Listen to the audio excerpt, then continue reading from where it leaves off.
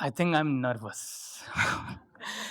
I think I have forgotten what I was here to say. So, how many of you have felt this feeling of stage fright? When your hand starts trembling, your legs shaking, your heart races, your mind goes blank. And suddenly, the safest option seems to be is to walk away. That right there is risk. Not the kind that I handle in the boardrooms, but the kind that lives inside us. That tiny voice that whispers, "Don't do it, it's risky." And if I choose to listen to this voice, I lose my chances. I lose this moment.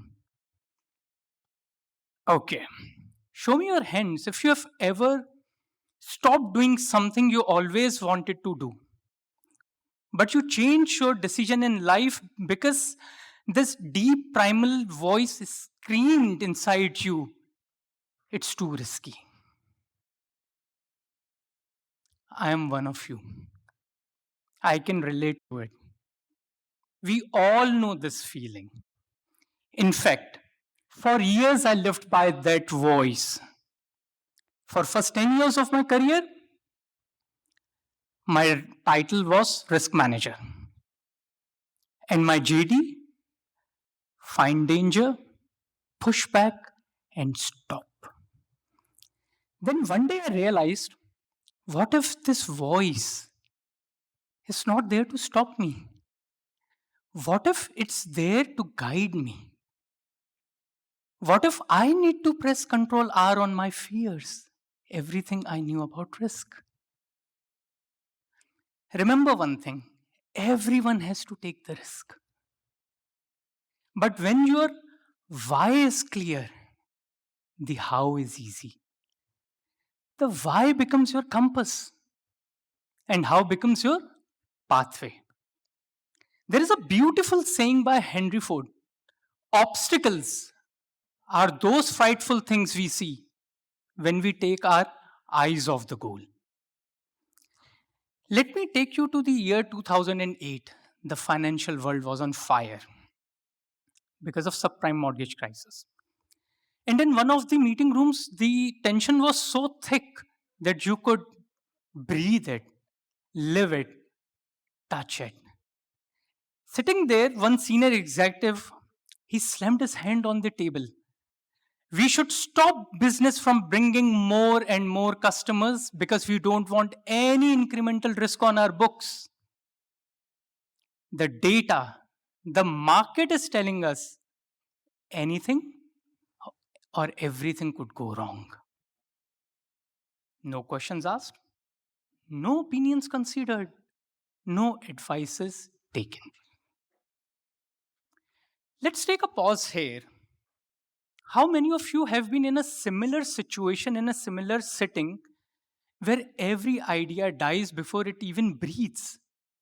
Because one of the senior member of the team says, no, it's too risky. Relatable, right?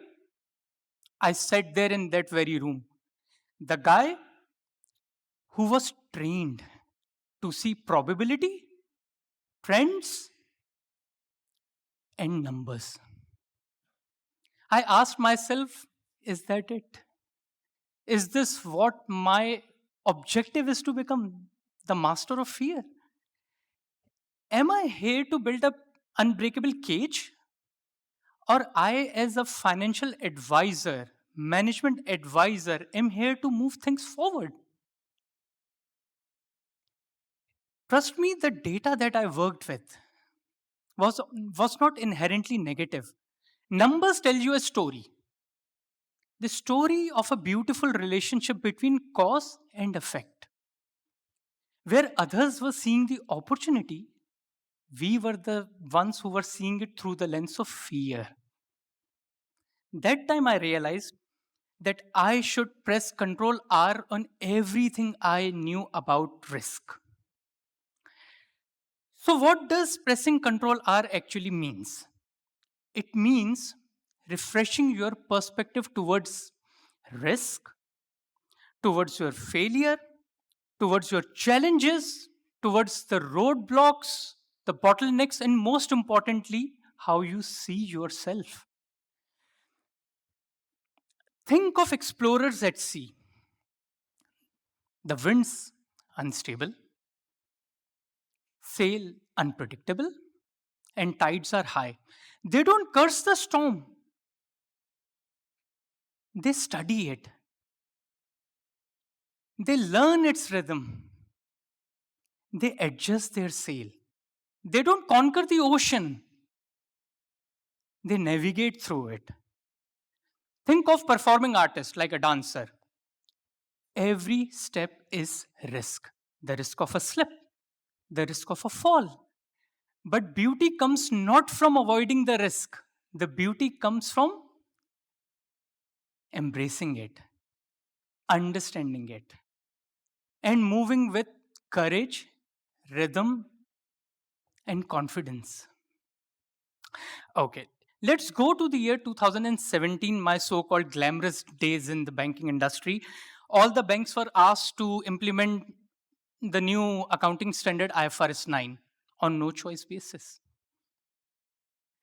Okay, before that, let me ask you, have you ever headed a project which was promised by your employer will be an exciting challenge, but your soul immediately recognized it as a punishment, like the corporate equivalent of a day field trip to a cardboard box factory? That is exactly what IFRS 9 was for us.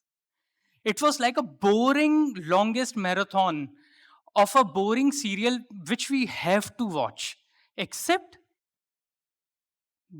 the show was spreadsheet, the plot was compliance, and the cliffhanger, don't get it wrong, don't get penalized, just do it. We all were fearful. We didn't know what to do. There were no directives because everyone was implementing at the same time. So what we did, we lived in that fear for next 2 years until we decided and discussed, can we add something into it and make it more than what compliances requested us to do? So we started building predictive models. We incorporated forward looking methodologies into it, and what was a compliance burden for us immediately became our radar. Now we could see what segments, what sectors are actually resilient to change, what industries are growing, how we can redo our balance sheet. Trust me, when we pressed Control R, everything changed. So maybe you are thinking that's good for a corporate organization, but what it has to do with me? Okay, let's step outside the world of finance and let's take a personal angle. Rethink about how I started my talk. I asked you a question. If you, or maybe someone you know, have ever stopped doing something which they always wanted to do, but they didn't do it because it was too risky. Let me add another question into it. What were you afraid of? Embarrassment? Losing some amount of money? Losing confidence? What held you back? Actually, when I came onto this stage, I froze. I went blank. I had to improvise on my speech. I could have gone, but I took the risk and I stayed. The beauty of risk is that very thing we always run away from can be a bridge that connects us to everything meaningful in life. Like standing here on this red dot, asking for help from someone you always looked up to, or in any relationship admitting, I was wrong. Risk always begins with a heartbeat, but comes with a choice. And in that choice lies the power to press Control R on your fears, on your failures, and how you see yourself. So, as you all are sitting here, I request you to think about a moment where you actually want to press Control R. Bring that thought in front of you.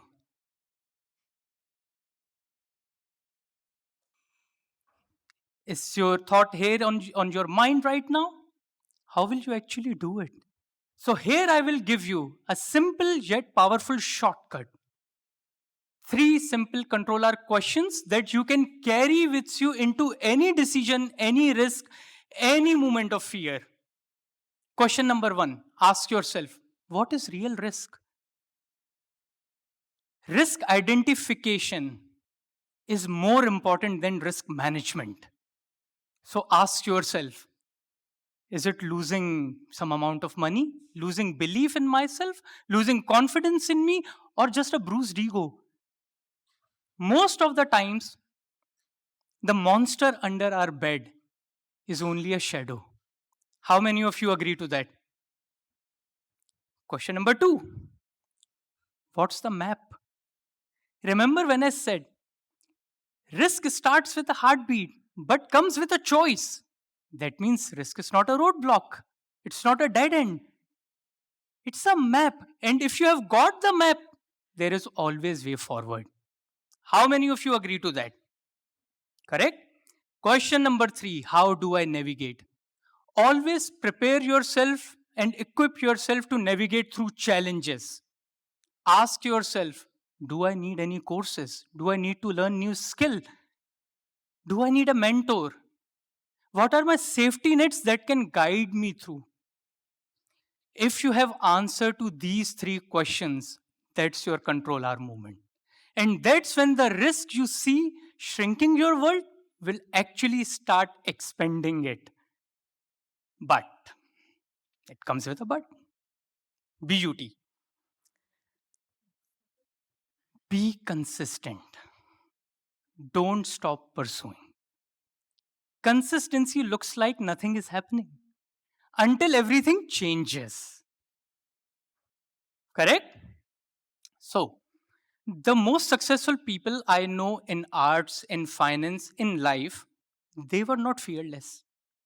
They all had their share of fears and challenges, but they always recalibrated themselves according to the situation. The entrepreneur who started after failing twice, the student who stood up for his very first presentation despite his leg was shivering and his throat was dry like mine is right now, the artist who kept producing his work despite numerous rejections. What's common with them? They all knew what's holding them back, when and where to press Control R, and they were ready with their Control R answers. Give me a shout out if you know this name, Thomas Alva Edison. There is a very famous anecdote.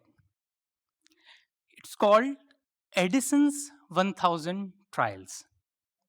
When Edison was making light bulb, he failed 1000 times. But do you know what he wrote in his journal?